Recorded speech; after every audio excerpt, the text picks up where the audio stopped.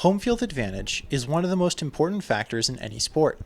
If someone tells me two teams are playing, my first question is usually, where are they playing? Either that or, what the heck are the rules to soccer? Historically, home field advantage has been very important to many sports. In the NBA, the home team wins about 60% of the time. In American football, every single season in history has seen home teams win more than away teams. And in the rest of the world's football, arguably 6 World Cups can be attributed to home field advantage. Of course, things are no different here at the pinnacle of two-wheeled racing. You often hear riders and media talk about their home crowds and their home courses, and how this will affect them. Hearing that riders want to get it done at home or win it for their home crowd is pretty common these days. But how much does it actually matter? Is home field advantage in MotoGP a real thing? Well, I ran the calculations on every single rider's home field results over the past 5 years, and the results might surprise you. Riders in the modern era of the sport have typically grown up racing bikes for almost their entire lives. This means that coming up through the national circuit, they will have seen tracks in their home country much more often than tracks outside of it, and as such, be intimately familiar with these tracks in a way that foreign riders simply aren't. If you've ever skateboarded, you might know that skaters tend to be way better at their local parks than they are anywhere else. The same principle applies to MotoGP riders. Having raced on a certain track hundreds of times as opposed to just a few dozen on other tracks, it really makes the difference. You know certain things about the corners. And we actually saw a perfect example of this during the 2024 season. At the San Marino Grand Prix, some light rain would begin to fall, and riders had to make a split-second decision about whether or not to pit to switch to intermediate tires or stay out on slicks. The two championship contenders who practice at Misano, Enea Bastianini and Pecco Bagnaia, both stayed out. When asked later why they chose to do that, they claimed they could smell that it wasn't going to rain.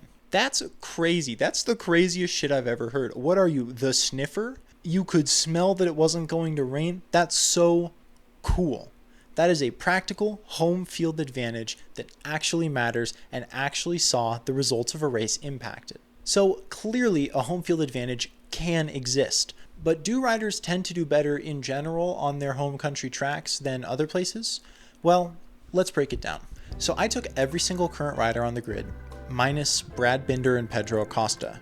Binder because there's no South African Grand Prix, I'm sorry to any Brad Binder fans, and Acosta because I needed at least one full season to make this data work, and Acosta hasn't completed a full season yet. Sorry to any Pedro Acosta fans, I am one of you. So I took all the results from the past 5 years for these riders, and I calculated their average finish. After that, I took the results from their home country in that season and calculated the average finish there. Then I figured out how many standard deviations from the mean their home race results were from their average race results. If you're not familiar with statistics, a standard deviation is a unit that's used to basically figure out how much you can expect a single point in a sample to deviate from the average. So, for example, last year in 2023, Pecco Bagnaia's average finish was a 2.56, and his standard deviation was a 3.53. So obviously a result of 2 or 3 would be the most common, but anything within one standard deviation, so 1st to 6th place, wouldn't be incredibly out of the ordinary. But anything from 7th to 10th should start to raise some eyebrows. And anything below 10th would be a massive outlier. By figuring out how much a rider's home results differ from the mean using these units of standard deviation, we can start to see just how much better or worse they were than normal at home without taking into account their actual position on the track. So a rider who usually finishes in 15th but improves their results at home will still get as much credit as a rider who usually finishes in 4th and improves just a little bit at home. A positive deviation score means they tended to do better at home, and a negative deviation score means that they tended to do worse at home. The farther away from 0 it is on either side, the more extreme and noticeable the results are. Here's all the current riders plotted on a grid. The vertical axis is their average finish over the last 5 years, and the horizontal axis is their deviation from their mean. This line here is the positive-negative divide. All the riders to the left of there do worse at their home tracks, and riders to the right do better. Let's take a look at some of these. Some riders don't change their results all that much at home, regardless of skill. Fabio Di Giannantonio, for example, has an average finish of 12.51 over the last few years, but is fairly consistent at home. While he is on the left side of the line, meaning he drops off a little, it's really not by much, just a factor of negative 0.078. Same goes for Joan Mir and Fabio Quartararo, who are just barely below and above average at home respectively. An interesting trend is that while there are riders who do worse at home, it's usually not by much. Riders can do a lot better at home, but they usually won't be that much worse at home. Usually. This is Takaaki Nakagami, and he averages minus 0.79 standard deviations away from his mean at home. Now, a Japanese Grand Prix wasn't held in 2020 or 2021 due to complications with the big cough going around, but here are Nakagami's averages and home results from 2019, 2022, and 2023. In 2023, he actually finished just above average, but his other two really drag him down. In 2022, his result was nearly 2 whole standard deviations below his average, making it the single worst home performance by a rider in the past 5 years. But enough about the negative. Who are the biggest home risers in MotoGP? The riders who you can expect to do a lot better in front of their home crowds? Well, let's take a look at the top 5. In spots 5 and 4, we have Raul Fernandez and Aleix Espargaro. The two Spaniards both tend to finish about half a standard deviation higher than expected at their home tracks. We then have a big jump to third with Johan Zarco.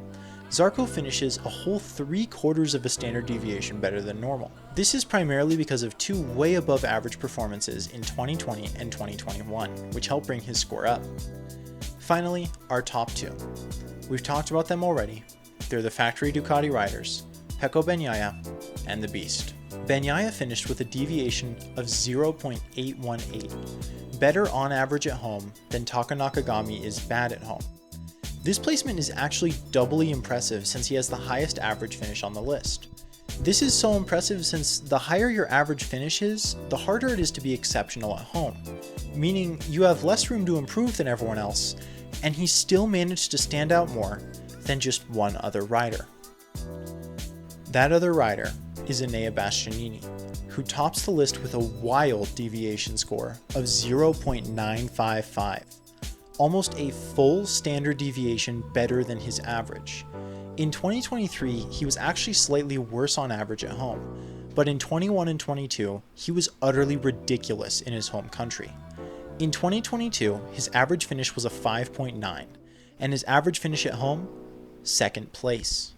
In 2021, he finished 10th on average, but at home, he was averaging 3rd place. That's a middle-of-the-pack rider averaging a podium, all from his home field advantages. Next time a rider finds themselves trailing Bastianini at home, I'd just follow his lead.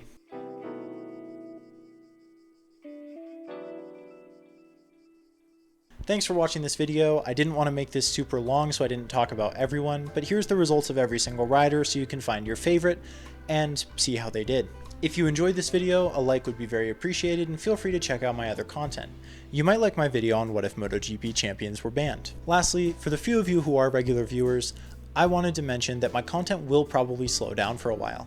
I'm a full-time university student and my fall term just started, so I will have considerably less time to write, record, and edit videos, but I'm not dropping the channel, so if you ever see content stop for a little while, don't worry about it. It just means that I'm studying for a test or I've got a lot of homework that week. Anyway, thank you all so much for watching, appreciate you as always, and have an absolutely splendiferous day. What was that?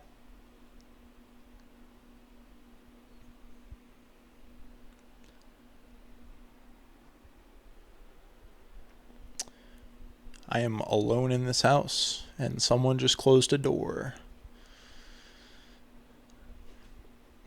It's really not my problem.